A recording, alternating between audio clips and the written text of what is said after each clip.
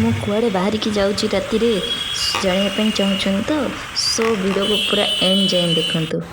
Hello high ନମସ୍କାର, welcome back ମାଇ YouTube channel. ଆପଣମାନେ ସମସ୍ତେ ଜାଣିଥିବେ ଆମର ଖଣ୍ଡଗିରି ମେଳା ପଡ଼ିଛି, ଆଉ ମୁଁ ଆଜି ସେଇଠିକି ବାହାରିକି ଯାଉଛି। ମୁଁ ଆକ୍ଚୁଆଲି ବହୁତ ଆଗରୁ ଭାବୁଥିଲି, ଛୁଆବେଳୁ ମୁଁ ଖଣ୍ଡଗିରି ମେଳା କ'ଣ କେବେ ଦେଖିନି, ତ ଏଇଟା ମୋର ଫାର୍ଷ୍ଟ ଟାଇମ୍ ଖଣ୍ଡଗିରି ମେଳା ଦେଖିବା। ସୋ ମୁଁ ଟିକେ ଏକ୍ସାଇଟମେଣ୍ଟ ଅଛି। କି ଭିଡ଼ରେ ବାପରେ, ଅଲରେଡ଼ି ଭିଡ଼ ପଛରେ। ଏବେ ଆସିକି ଆମେ ପହଞ୍ଚିଗଲୁ ଖଣ୍ଡଗିରି ମେଳା ପାଖରେ। ଆଉ ଏଇଠୁ ଆମର ଯାତ୍ରା ହେଉଛି ପଦଚଲା, ବିକଜ ଆଗକୁ ଗାଡ଼ି ଆଲାଉ ନାହିଁ। ଏଠି ଆପଣମାନେ ଦେଖିପାରୁଛନ୍ତି ଖଣ୍ଡଗିରି ମାଘ ସପ୍ତମୀ ମେଳା 2024 ଲେଖା ହେଇଛି। ଅଲରେଡ଼ି ତାମାନେ ଆପଣମାନେ ବି ଜାଣିସାରିଥିବେ ଖଣ୍ଡଗିରି ମେଳା ପ୍ରତିବର୍ଷ ମାଘ ମାସରେ ହିଁ ପଡ଼ିଥାଏ। ଆଉ ଏଇଠୁ ଆମକୁ ଚାଲି ଚାଲି କେଉଁ ପର୍ଯ୍ୟନ୍ତ ଯିବାକୁ ହେବ ମୁଁ ଆପଣମାନଙ୍କୁ ଜୁମ୍ କରି ଦେଖାଉଛି। ପ୍ରାୟତଃ ସମସ୍ତେ ଭୁବନେଶ୍ୱରରେ ଖଣ୍ଡଗିରି ଉଦୟଗିରି ଆସିଥିବେ, ଆମେ ଏଇ ପର୍ଯ୍ୟନ୍ତ ଚାଲିକି ଯିବୁ ସେ ଯେଉଁ ମନ୍ଦିର ଦେଖୁଛନ୍ତି।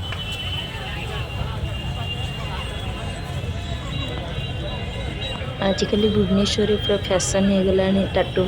ସୋ ଟାଟୁ ଚାଲିଛି। ଆଉ ଏପଟେ ଦେଖିପାରୁଥିବେ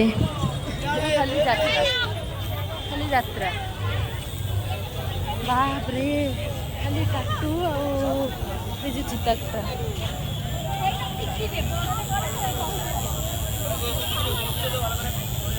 ଛୋଟ ଛୁଆଠୁ ଆରମ୍ଭ କରି ବୁଢ଼ା ବୁଢ଼ୀ ପର୍ଯ୍ୟନ୍ତ, ପୁଅ ଝିଅ ସମସ୍ତେ ଆଜିକାଲି ପୁରା ସମସ୍ତଙ୍କର ଫ୍ୟାସନ୍ ହେଇଗଲାଣି ଟାଟୁ। ମୋର କାହିଁ ଇଚ୍ଛା ହୁଏ ବଟ୍ କେବେ କରିନି। ଖାଲି ଟାଟୁ, ମାନେ ଆଜି ବୋଧେ ଖଣ୍ଡଗିରି ମେଳାରେ ମ୍ୟାକ୍ସିମମ୍ ଟାଟୁ ହିଁ ପଡ଼ିଛି। ନା କିଛି ହବନି ଏଥିରେ। ଏଠି ବହୁତ ଗୁଡ଼ିଏ ଆର୍ଟିଫିସିଆଲ ଫୁଲ ଗଛ ବିକ୍ରି ହେଉଛି। ଆପଣ ଘରକୁ ନେଇକି ଆକୁ ବହୁତ ସୁନ୍ଦର ଡେକୋର କରିପାରିବେ।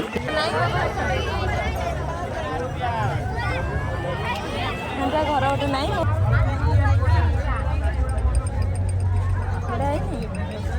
ଦଉନା।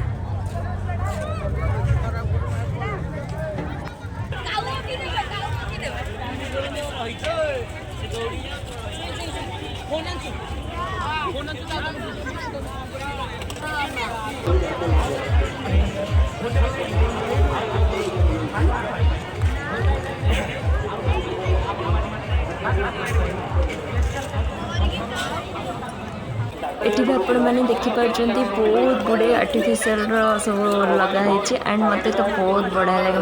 ଆକ୍ଚୁଆଲି ଆପଣ ଭିଡ଼ିଓରେ ବି ଦେଖନ୍ତୁ, ମାନେ ତା ଲୁକିଂ କେତେ ସୁନ୍ଦର ଦେଖାଯାଉଛି। ଆଉ ଖାସ୍ କରିକି ଆମେ ଇଭେଣ୍ଟ ମାନେ ଏଇ ଫୁଲକୁ ହିଁ ନେଇକି ବହୁତ ସୁନ୍ଦର ସୁନ୍ଦର ଡେକୋରେସନ୍ କରୁ, ଯାହାଦ୍ୱାରା କି ଆପଣମାନଙ୍କୁ ବହୁତ ଭଲ ଲାଗେ।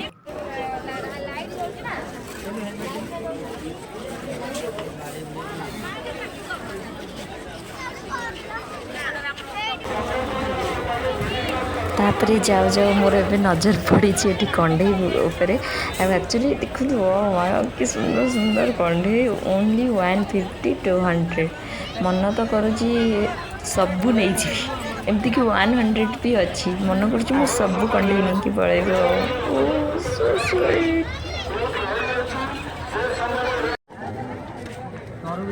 ଏବେ ଗୋଟେ ମିକ୍ସ ଫ୍ରୁଟ୍ ଦୋକାନରୁ ମୁଁ ମିକ୍ସ ଫ୍ରୁଟ୍ ଅର୍ଡ଼ର କରିଛି। ଆଣ୍ଡ ଜଷ୍ଟ 5 ମିନିଟ୍ରେ ରେଡ଼ି ହେଇଯିବ। ରେଡ଼ି ହେଇଯିବ ନୁହଁ, ରେଡ଼ି ହେଇଗଲା। ଆକ୍ଚୁଆଲି ମୋତେ ଏଇଟା ଖାଇବାକୁ ବହୁତ ଭଲ ଲାଗେ। ପୁରା ଖଣ୍ଡଗିରି ବସ୍ ଷ୍ଟପ୍ରୁ ଚାଲି ଚାଲି ଆସିକି ଫାଇନାଲି ଏବେ ଆମେ ପହଞ୍ଚିଗଲୁ ଖଣ୍ଡଗିରି ଉଦୟଗିରି ପାଖରେ। ଏଇଟା ହେଉଛି ଉଦୟଗିରି, କ୍ଲୋଜ୍ ଅଛି।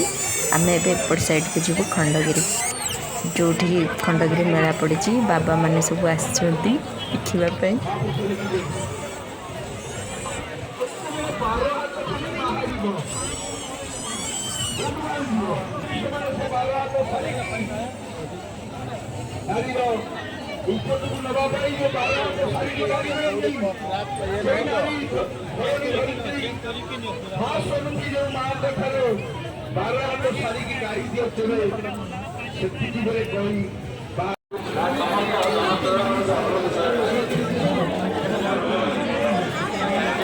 ଏଇଠି ଆମର ୱେଲକମିଂ ଖଣ୍ଡଗିରି ସାଧୁ ମହାକୁମ୍ଭ ମେଳା ଉପଲକ୍ଷେ ଆପଣମାନଙ୍କୁ ସ୍ୱାଗତ।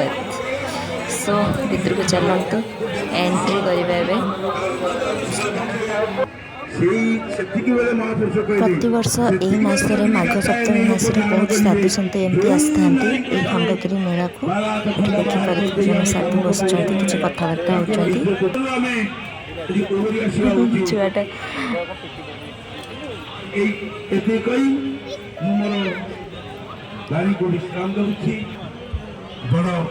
ଏଠି ବି ଦେଖନ୍ତୁ ଜଣେ ବାବା ବସିଛନ୍ତି, ତାଙ୍କର ମାନେ କାହାର କିଛି ମାନସିକ ଥିଲେ ଏଠି ପୂଜା କରନ୍ତି। ତାଙ୍କର ମାନସିକ ଥିଲେ ପୂଜା କରୁଥିଲେ। ଏଠି ତ ବହୁତ ଖାଲି ପଡ଼ିଛି, କେହି ନାହାନ୍ତି। ସେ କିଛି ସମୟ ଆପଣମାନଙ୍କୁ ଉଦ୍ବୋଧନ ଦେବେ। ତାପରେ ଦେଖନ୍ତୁ ଏଠି ଜଣେ ବାବା ରାଜେଶ୍ୱର ଦାସ ଅଛନ୍ତି, ଯିଏ ହାତ ଦେଖନ୍ତି, ଜାତକ ବିଚାର କରନ୍ତି।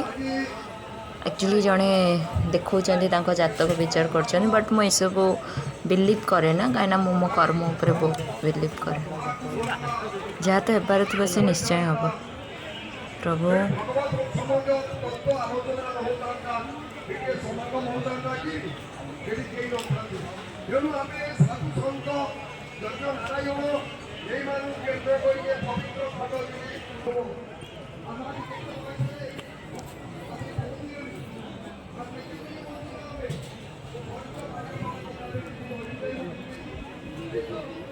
ବିଭୂତି ବୋଳି ହେଇକି ବସିଛନ୍ତି।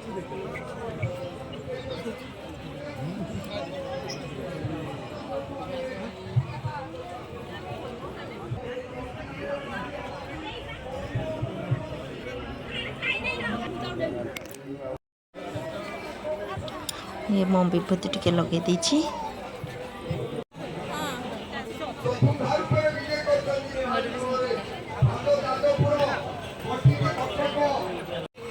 ସେ ହେଉଛନ୍ତି ବାବା ଆତତ୍ରାଣ। ଆଙ୍କୁ ସମସ୍ତେ ଜାଣିଛନ୍ତି ମେ ବି, ଆଉ ସେ ତ ଏବେ ନାହାନ୍ତି, ତାଙ୍କର ଶିବିର ବନ୍ଦ ହେଇଛି। ତ ଇଏ ତ ଏଠି ଆମର ଭୁବନେଶ୍ୱରରେ ଅଛନ୍ତି, ଚନ୍ଦ୍ରଶେଖରପୁର ଲୁମ୍ବିନି ବିହାର। ଆପଣମାନେ ଚାହିଁଲେ ଡାଇରେକ୍ଟ କଣ୍ଟାକ୍ଟ କରିପାରିବେ ଏବଂ କ'ଣ ପ୍ରୋବ୍ଲେମ୍ ହେଉଛି ତା'ର ସଲ୍ୟୁସନ୍ ବି ଆପଣମାନେ ଜାଣିପାରିବେ। ସେଠି ଷ୍ଟାଣ୍ଡିଂ ବାବାଙ୍କ ଆସନ ଖାଲି ଅଛି। ଷ୍ଟାଣ୍ଡିଂ ବାବା ବୋଧେ କେଉଁଠିକି ଯାଇଛନ୍ତି।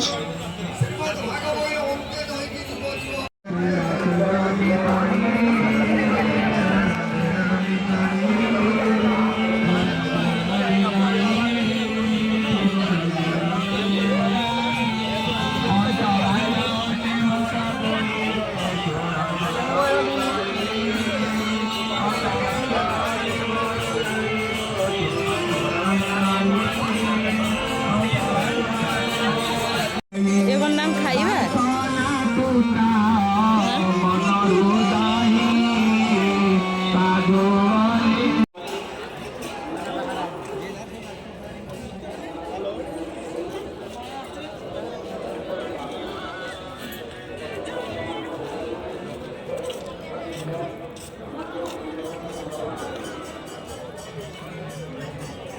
ତାପରେ ମୁଁ ଆସି ପହଞ୍ଚିଗଲି ଆମର ଯେଉଁ ଖଣ୍ଡଗିରି ଉପରେ ପୁରା ଅଛି ଗୋଟେ ମନ୍ଦିର ଅଛି। ମେ ବି ଆପଣମାନେ ଜାଣିଥିବେ, ଖାସ୍ କରି ଯେଉଁମାନେ ଖଣ୍ଡଗିରି ଉଦୟଗିରି ଆସିଥିବେ ସେମାନେ ଜାଣିଥିବେ।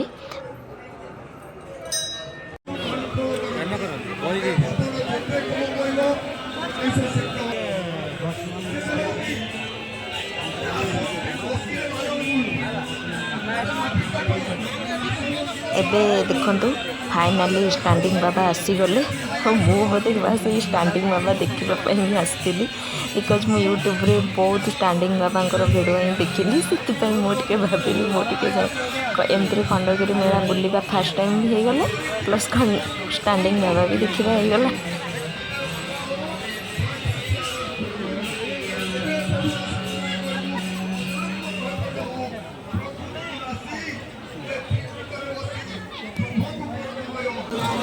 ହେଉଛି ପାମ୍ପଡ଼ ଏଥିରେ ସମସ୍ତଙ୍କର ଫେଭରେଟ୍ ପାମ୍ପଡ଼। ଏଇଠୁ ଏମିତି ବୁଲାବୁଲି କରୁଥିବା ଭିତରେ ମୋ ନଜରରେ ପଡ଼ିଯାଇଛି ଏଠି ଗୋଟେ ସ୍ମଲ୍ ଷ୍ଟଲ୍, ଯେଉଁଠିକି ପଟାଟୋ ଷ୍ଟିକ୍ 30 ରୁପିଜ୍। ଆହୁରି ମଧ୍ୟ ଷ୍ଟିକ୍ ଅଛି, ପନିର ଷ୍ଟିକ୍, ମସରୁମ୍ ଷ୍ଟିକ୍ ଅଛି, ଡିଫରେଣ୍ଟ ଷ୍ଟିକ୍। ବଟ୍ ମୋ ପଟାଟୋ ଷ୍ଟିକ୍ ଖାଇବାକୁ ମୋର ବହୁତ ଇଚ୍ଛା ଥିଲା, ସୋ ମୁଁ ସେଥିପାଇଁ ଏବେ ଅର୍ଡ଼ର କରିଛି। ଆଉ ହେବା ପାଇଁ ମେବି 5 to 10 ମିନିଟ୍ସ ଲାଗିବ। ଏଇଟା ତ ମୋର ନୁହେଁ, ଏବେ ମୋର ହେବ ଦେଇବି। ତ ଏବେ ମୋର ପଟାଟୋ ଷ୍ଟିକ୍ ଛଣା ହେଇ ଆସିଲାଣି ଆଉ ତାପରେ ଅବିକା ମିଓନିଜ୍ ସସ୍ ଏସବୁ ବନେଇଦେବେ ଆଉ ମୁଁ ଖାଇବି। ଆପଣମାନଙ୍କୁ ମୁଁ ଜଣେଇବି ଏଇଟା କେମିତି ଲାଗିଲା। ବଟ୍ ଆପଣମାନେ ବି କମେଣ୍ଟରେ ମୋତେ ଜଣେଇବେ କି ଆପଣଙ୍କୁ ପଟାଟୋ ଷ୍ଟିକ୍ ନା ମସରୁମ୍ ନା ପନିର ଷ୍ଟିକ୍ କେଉଁଟା ବହୁତ ଭଲ ଲାଗେ। ଓକେ Delicious ice cream ଆପଣମାନଙ୍କ ପାଇଁ ନେଇକି ଆସିଛି ଏକ ସ୍ପେଶାଲ ଅଫର୍ ମାତ୍ର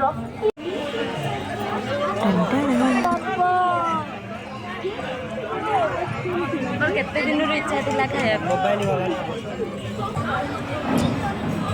ଟେଷ୍ଟ ୱାଓ ୟାମି ୟାମି ବହୁତ ବଢ଼ିଆ ଲାଗୁଛି। ଏବେ ମୁଁ ରିଟର୍ନ କରୁଥିଲି ଏବଂ ମୋତେ ରାସ୍ତାରେ ମିଳିଗଲା ଗୋଟେ ବୁକ୍ ଷ୍ଟୋର୍ ଆଉ ସେଠି ବହୁତ ଗୁଡ଼ାଏ ବୁକ୍ସ ଥିଲା ଯେଉଁଟାକି ମୋର ପୁରା ଚାଇଲ୍ଡହୁଡ଼ ମେମୋରି ମନେ ପକାଇଦେଲା ଲାଇକ୍ ବର୍ଣ୍ଣବୋଧ ବୁକ୍ସ ଦେଖିପାରୁଥିବେ ସେଠି।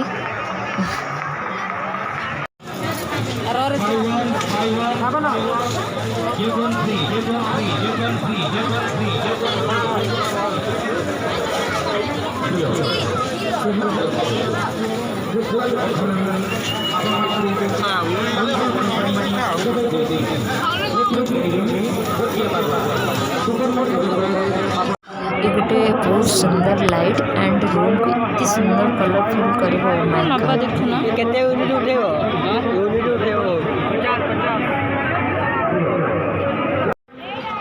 तापर मु बहुत बुलाबुली करके आसिक ए पहुँची गली आमर जो सब दोली लगी ये सब माने प्लेइंग अच्छी मत रामदोली बहुत डर लगे बट इच्छा थाए सब खेलवाई बहुत डर लगे खेली पारना देखिपे बहुत गुड़ाए अच्छे ये मुझे किसी भी खेली पारि मुझे खेलवाई चाहूली कि सरीगला मत आहरी अध घंटा वेट करा पड़ो।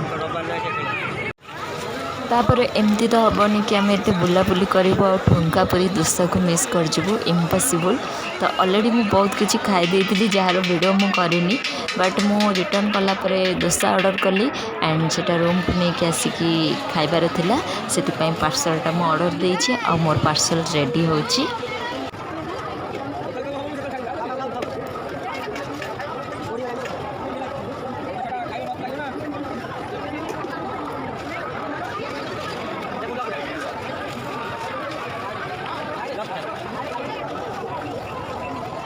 फाइनाली मो पार्सल रेडी हो गला आउ सी होची डोसा।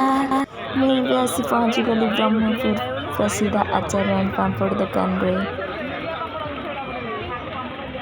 मैं खाई राग राग लगे आपको प्राय सुजी उपमार खाए